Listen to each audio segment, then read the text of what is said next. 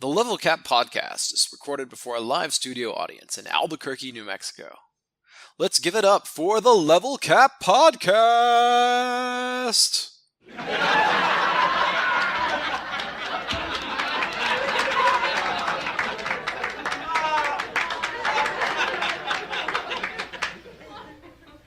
Okay, or otherwise. Or otherwise.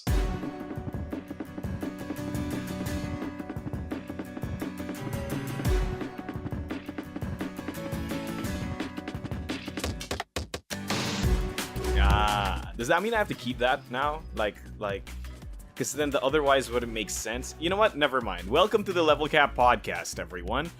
Brad, how are you? I'm doing well, Marco. How about yourself? I am doing fine on this wonderful day. I didn't go to work today, so I'm very refreshed for this episode. Oh, good. Well, I've been up for a little while now. Oh, really? This is actually pretty early for you. That's very interesting to know. Yeah, it is. I got up at 5:30 this morning. Oh, geez, Rick. Why? So my neighbors invited me to go do CrossFit early in the morning with them. And so we drove out to the gym, and we worked out and ran around in the morning for an hour. So wow. It was pretty fun. fun. Are you fit now? Do you have six packs? I don't know. I'm pretty exhausted. My eyes are crossing, so maybe that's what the cross is in CrossFit is.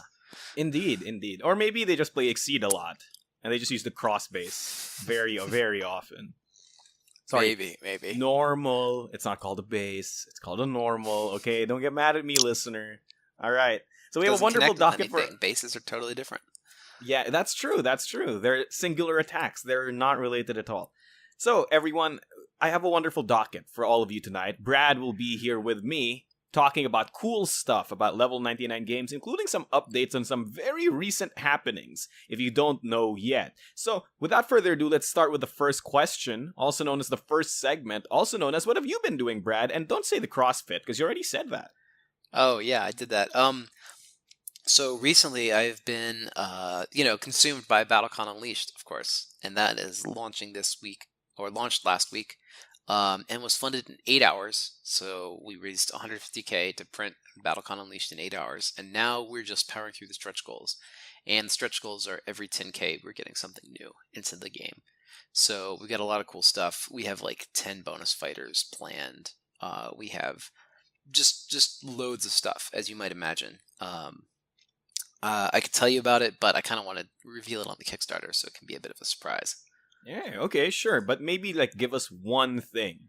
That's, the next one that we don't see yet. Okay. That way the listeners can have a special prize for listening to our podcast. Well, it's not the next thing, but I will tell you that further down in these goals, there are new Battle Quest dungeons. Ooh. And there are new boss encounters. Like were introduced in Devastation. Oh, like Twilight Magdalena and Dragon Berman. Yeah. Mm-hmm. Oh, yeah. Wow. So I got some new I'm excited. Cooperative competitive encounters planned. I wonder who could they be? Are we finally going to see Maleface? What Maleface looks like? Yeah, we'll see. All right. How about anything else? Is there anything not work related that Brad Talton has been doing aside from CrossFit? Or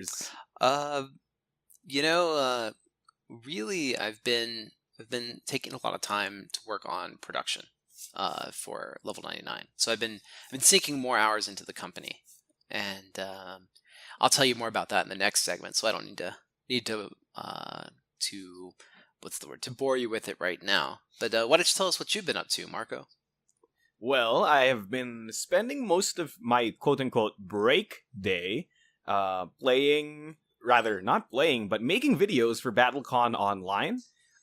Due to the recent release of the Kickstarter, I've been swamped, so I haven't been able to make a Making Connections episode. So I made the Making Connections episode today. It's a very different kind of Making Connections episode, though. It's less like commentary during gameplay and more like, here's some gameplay and it shows a concept that I want to teach all of you, and I'm gonna teach you the concept in this video. And the main reason I actually have a rest day today was because I casted a tournament last Sunday, an esports tournament at the mall, and it was great. It was fun. Um, Oh, cool. yeah, there was Well, strange things happening there, but it's absolutely hmm. okay. Stuff like that makes me wish that like I could commentate BattleCon tournaments, and it would be so fun to be able to do something like that. Oh. Yeah. Well, we have BattleCon tournaments. We just gotta commentate them. Yeah. So I've been trying to fix my sked. The problem is the tournaments tend to happen like off jointedly, right? Yeah. Like they play separate times and then they just submit the replays and all that stuff. So it's not a full event thing. It's like segmented games get submitted to a score sheet. So I see. yeah. So it could be problematic to make the event entirely like a 6-hour block and scheduling all those people, especially with our community being international. But hey, whatever. You know what? I'll think about it. Maybe we'll do an event like that sometime. Yeah, we could always do it in post too. Oh yeah, that's true. Yeah. Because you run a game, you commentate it, and then you post the whole thing on YouTube. Yeah, Um, I definitely need a better replay feature for that to work, because current replay, like every beat is 5 seconds long, and I don't think Yeah, I could ever commentate over top of that. All right, so let's move on to the next segment. I think, Brad, I think you're very, very excited to talk about this one. So welcome to the pipeline, where Brad talks about Level 99 games lore, production, and stuff like that, where he gives us a small glimpse about what's coming up for Level 99 games. So Brad, what do you want to talk about for this segment this week? well, I thought I'd tell you guys about how I'm about how I'm doing press production processes and quote gathering and such. So with Imperial, we had a bit of a problem with Imperial. I don't know if you remember, where we we made our quote for a certain thing, and then the quote we got back didn't exactly match what we had asked for. There were some material differences. There were some miscommunications between us and the factory, etc. So this time, since then, I've greatly updated and improved the flow of our quote gathering. So I have a big spreadsheet, and it contains all of the components, all of the materials for those components. I put that together in a folder with pictures of other games that use these components, or pictures of the components themselves, if you can get them off GameCrafter or other sites. And I take that big package and I send it to like 12 different printers, and I say, what's your quote for this project at like 5 different quantities for each item. And so the project is usually 4 or 5 things that we're printing all together. Because you save on freight shipping when you ship them all together. So that's something you want to try and manage. So like with BattleCon Unleashed, we have like 10 products in the bundle that we're going to be making. That doesn't include the promo fighters, because I just count them as one item. And we get a bunch of quotes back, and we say, okay, well, here's what it's going to cost us to do all the production side of this project, and then we set our project goals. And so that 150 represents like a 150K goal really represents a bunch of different things that we're going to be factory producing during this Kickstarter. Okay. So, and then on top of that, we get those quotes back. We start building press kits based on that original quote. Doing updates, getting refinements, and take things to press. And that way we can make sure that we're getting the best balance of price and quality for for you guys. Yay! Thanks. Oh, my heart. I love you. Yeah. So in previous years, we've had like 1 or 2 different production partners, and we've kind of stuck to like letting them lead on what materials to use, what cardstocks are best, what box constructions are best, that kind of thing. And so we're kind of after the trouble with Imperial, we decided to sort of take that in house and exert a little bit more direct control over our print processes. Okay. Yeah. So who ends up doing that? Is that all you, or is Josh involved in some way? Or Josh is involved in planning what's going to go into the box, and then using that information, I plan the actual materials and construction and parts counts and everything like that. I see. Okay. So it's a collaborative effort. Yeah. Yeah, definitely. So can you tell us what the materials are, or is it like different for every project, or? It depends, right? Like when you do cards, for example, you can do different kinds of cores in your cards. You can do different kinds of finishes. You can do a linen or a smooth finish. You can do varnish. You can do matte coating. You can do foils. You can do specular coatings. Like there's so many things. Like you can even attach lenticulars. Um, What? You can? those things that when you turn them, the picture changes. Yeah. Like the magic picture or whatever thing, right? Yeah.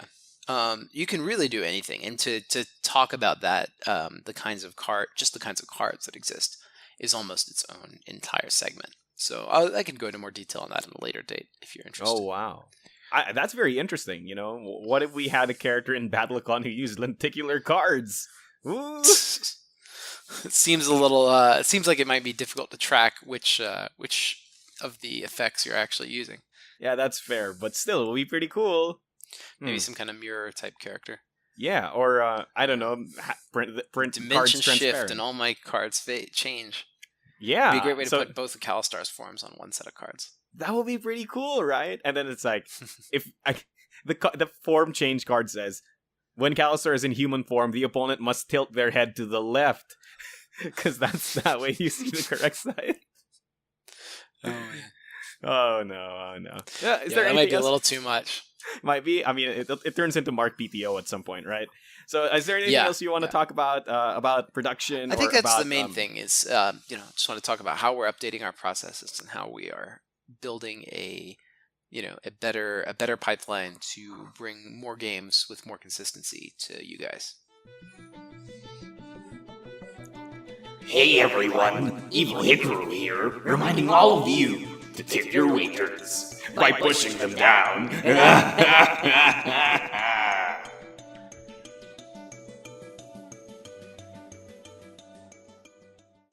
All right, and we're back, folks, after that short commercial break.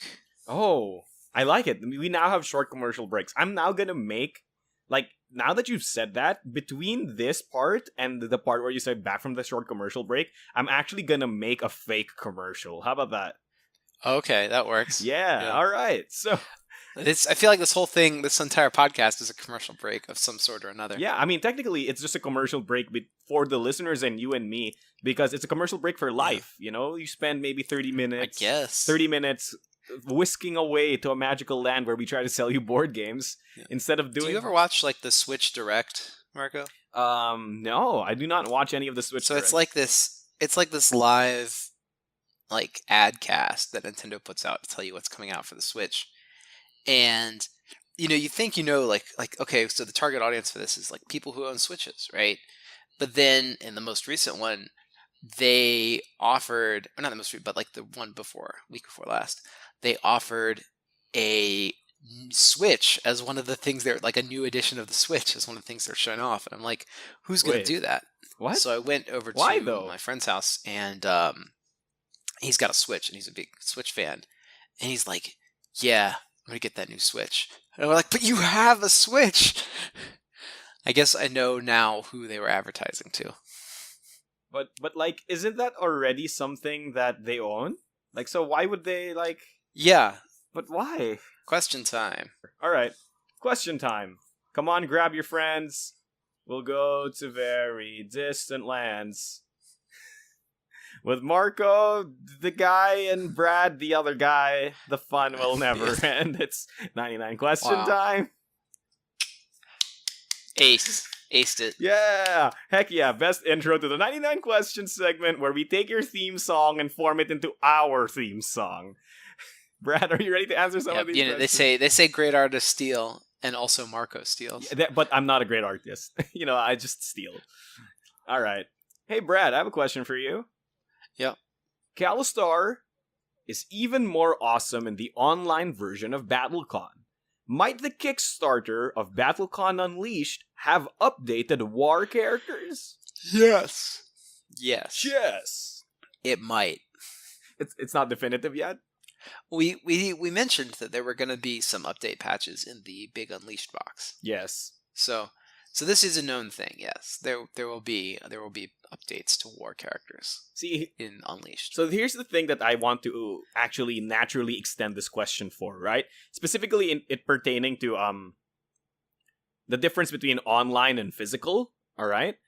So many of the patches that have happened in BattleCon Online are likely going to be what you see in the physical game, right? For example, Yeah. like Kadath's snare is going to get those bonus effects that fixes matchups against heavy characters, and so on and so forth. But some certain things were changed in BattleCon Online due to system restrictions, such as Memento losing that repeat attack effect so that it would just gain power instead, because in BattleCon Online we don't have tech to force attack repetition. Or for Kalistar, right, we actually changed some things around because we didn't want people to just have to track bonuses all the time. So does this mean that these certain changes will also apply to physical? Will Kalistar now have two different sets of cards, one for elemental and one for human? Or will Memento stay like that? I'm not certain about that level of depth, but in general, for things like Mento, we found that multi attacks are not great, and so we have started taking them out of the game. As you see, like there weren't any in Trials, and I don't think there were any in Fate. And definitely not in so Wanderers. yeah, there definitely won't be in Wanderers. So really, you know, the and we can word effects in ways such that they don't have multiple hit confirms. They just have multiple, multiple bonus rounds or rounds where they get bonuses. So you know, because with the we didn't have the force system back then, but getting +1 power is pretty big when you're hitting an opponent 3 or 4 times. It doesn't matter Where though. getting Even if you yeah. add force, because force only applies to your first attack every beat. but it creates questions. It creates that question. I understand. And it's mainly for the reduction of those FAQs. We had to make those kind of erratas because of that, but it would be much better if the question just didn't exist at all. I understand that. Yeah. I mean, if that's the philosophy, I think we just have to retool Gaspar as a character in his entirety, right? Well, he's been pretty retooled. Yeah. He's still everything he was before, but now simpler. Yeah, that's more straightforward. Definitely good. All right, so it's not necessarily gonna be in that depth, but of course, the patches you see on BattleCon Online will most likely be the patches for those characters in BattleCon Physical, right? Mm-hmm. Yeah. All right. Hopefully, Luke gets nerfed before this happens. Sorry, I'm just salty. I can't beat Luke as a Rifflin. Oh man, I'm so sad. All right. Here's another question for you, Brad. Who is the most purchased character in BattleCon Online? I actually can't answer that question off the top of my head. I would have to log into the admin control panels and do some research, and I'm not even sure if the character purchase report is in there for me. So we're kind of in the midst of writing our analytics panels, so we can see which characters get the most play. All right. And I could tell you which character has the most win rate, but it's a very heavy report. If I started it now, it'd probably be finished by the time the podcast is over. It takes a long time to calculate all the win rates of all the fighters. Okay. But when you have Andrew on in the next few weeks, perhaps you can ask him these questions, and he will certainly know who has the highest win rates in the game. Yeah, he'll most definitely know. I think I can answer this from a community standpoint, at least. Like, who has been the most popular character being played so far? Because I already have an answer for that. Who is that? Karen. People love her. Karen. Yeah, people love her. It's like I played over the last week, I queued against 7 Karens or something. And then whenever I'm on Discord, people are like, hey, I just got into Karen. Anybody have tips? And this happened 7 discrete times. And at this point, I'm just okay, yeah, all right, it's probably Karen. So I think the answer might be Karen. I think people are just drawn to how cool she is, She's a very appealing looking character. She has a wolf, and her kit's pretty fun. So I can't fault them for liking Karen, right? She's a pretty cool character. It's true. Yeah. Don't you think... Okay, I just have one question for you. It's yeah. Don't you think all characters are cool? Otherwise, you wouldn't put them in the box, right? Yeah. If I didn't think a character was... Well, and that said, there's some characters that are made to not be cool, I would say, what's a great example? Wardlaw? Yeah, like I'd say Wardlaw is not a cool character, but he's fun and people enjoy him. I enjoy him. So He is my son. yeah, he's cool in his own way. Yeah, he's cool in his own funny way. I guess Voco fits that. Like, he's a joke character, right? Like, that's the quote-unquote point. Yeah. All right. Okay, and last question, Brad. The Trials flight system lists beginner as Flight 1 and novice as Flight 2. In the original Devastation, it was the opposite, with novice being Flight 1 and beginner being Flight 2. So, was this Trials errata, or has this standard changed? If it's the second, I assume it's going to be I don't changed. really put too much stock in the flight system. I mean, Flight 1 are the easier guys, Flight 2 are the harder guys. That's pretty much it. We pick a word to describe them, but, novice and beginner are pretty much interchangeable in English, and they mean effectively the same thing. I wouldn't worry too much. I wouldn't stress too much about that kind of thing. It's, it's like pronunciation. You could just pick one as long as as long as everyone else knows what you mean, it's cool. I guess. And really, the flights are by number. And right nowadays, like in Trials, we rate the characters by stars, like 1 to 5 stars, Okay. rather than by their flights. Okay, so you're just saying that most likely look at the star number and not the word is what you're saying. Yeah. Okay. Mhm. Yeah. I like that. People are just wondering because it's a compatibility issue. Now that everybody's gonna fit in one box, they just want to order everything by flights correctly. Yeah. Yeah. And I know what you mean. Oh, are you sure you know? I would say do them chronologically more than by difficulty, but chronologically, I could see the reasons or for both. like by game series. okay. That's how I always organize them. So I guess I misunderstood what you meant because I was like, is this by age? Like, all right, guys. I meant by release date, but Kaon's first, Yeah. and then Luke, and then... oh, never mind, Marco. Oh, yeah. Are you sure though, Brad? I wonder if you can even tell me like who is the actual legit oldest character in the world. The actual oldest character in World of Indians that actually exists is probably Sarah Malaphase. Oh, not even any of the Kaons, not even Luke. The Kaons are young, right? Because most of them were created recently in chronology. Oh, that's fair. The Minus world is the oldest world, so the people that you would expect to be is the oldest plane of existence. So you'd expect the people you expect to be the oldest would be like the gods of the Minus world, or even beyond that, like anyone who survived the collapse of a previous plane before the Minus world. And so I say Sarah Malphase is the oldest person in the world, and you can take for that what you will. All right, but you're not gonna give an age, right? No. All right. And that pretty much does it for our 99 questions segment. If you have any questions you want to ask us, maybe if it's about the Kickstarter, maybe it's about, I don't know, Indians, maybe it's about what Brad eats for lunch or what Marco does when playing basketball, who knows? Put it in the comment section down below or put it in our Google form, which is available in the description. We already know what Marco does when he plays basketball. He disappears. Oh my gosh. Oh, Blast from the past. From the past. Oh my gosh! If you got that reference, listener, tell me in the comment section down below by naming the show. All right, so that pretty much does it for this episode of the Level Cap Podcast. I think we've taken some of the feedback that some people are giving us, and that we're trying to make episodes a little bit shorter, and that's fine. Less Marco rants, it's fine. But we're trying to make it so that the listening experience is more for you. You get all the information and your questions answered in an efficient manner. And we hope that everything is up to you and up to your liking. So please tell us if this new format is better for you in the comment section down below, and whether or not you want me to start ranting again. Brad, are you okay to close this episode of the Level Cap Podcast? Yep, let's call it done and move on. All right, done. Level Cap Podcast, you're now called the Done Podcast, because thank you so much. Wait, no. All right. Anyway, just ignore that. Marco, it's been a great podcast. Oh, thanks. Everyone, thank you for listening so much, and thank you so much for listening as well. and we will see you back again for the next one. Yeah. Oh, by the way, if you're listening to this podcast, remember every Friday and Saturday we'll be streaming on our official Facebook as well as on the Kickstarter page for BattleCon Unleashed.